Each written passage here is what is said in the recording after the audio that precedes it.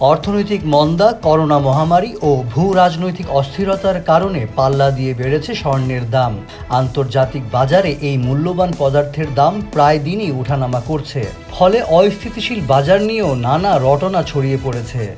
ডলারের পতন, বিশ্বজুড়ে যুদ্ধ, ব্যবসায়িক মন্দা সব মিলিয়ে বিনিয়োগকারীদের নজর স্বর্ণের দিকে, আর তাতেই ফুলে ফেঁপে উঠেছে স্বর্ণের বাজার। 2025 সাল জুড়ে বেড়েই চলছে স্বর্ণের দাম। বিখ্যাত আর্থিক পরিষেবা প্রতিষ্ঠান মর্গান স্ট্যানলির মতে আসছে বছরেও একই ধারা অব্যাহত থাকবে।